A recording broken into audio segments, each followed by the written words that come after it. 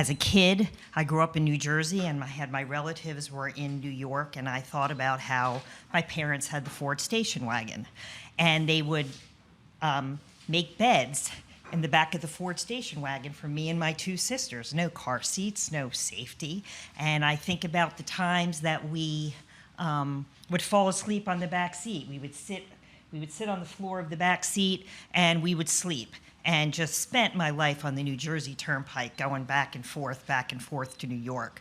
But what really made me think about is when I went to Boston in May of 2021.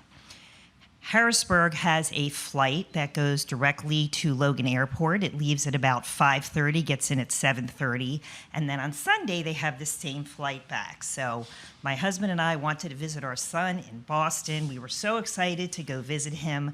Had anything about the north end of Boston, they have just the best restaurants, the best Italian restaurants.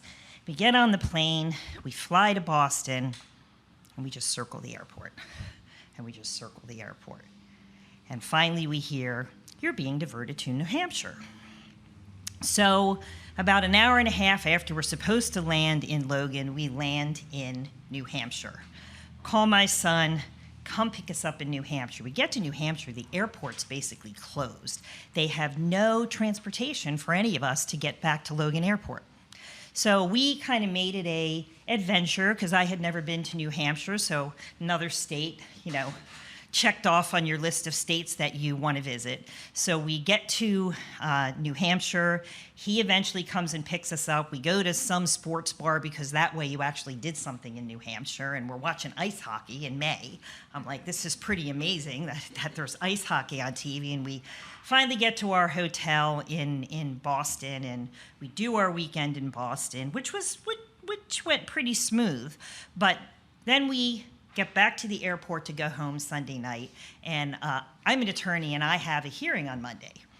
Never thought like we wouldn't get home. Well, we get to the airport and we're waiting for our flight, and it's 2 hours, 3 hours, and we're told there's mechanical problems with the plane and you're not taking off tonight. And I'm thinking, oh my gosh, what do I do? I'm like, can't do anything about it. So they finally send us all back, put us up at an A-loft, and maybe we get 4 hours of sleep, because we're told at this point, we probably left the airport 10, 11 o'clock, and we're told to be back at the airport at 7 in the morning. So we get back to the airport at 7 in the morning, and they're telling us, well, we don't think we're going to be able to get you home today. And I'm thinking, what do you do?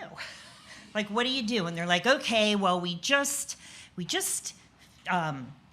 sold the last ticket, or got the last people on a flight to Harrisburg, but we can get you to Philadelphia.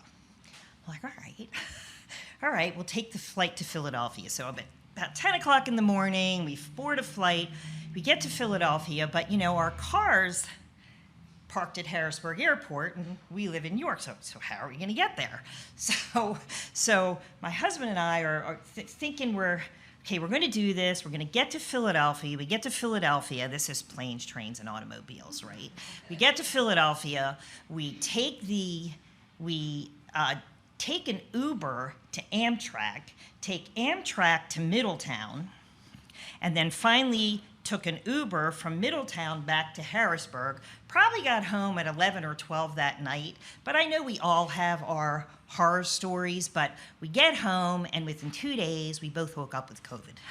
So that's how our story ended. So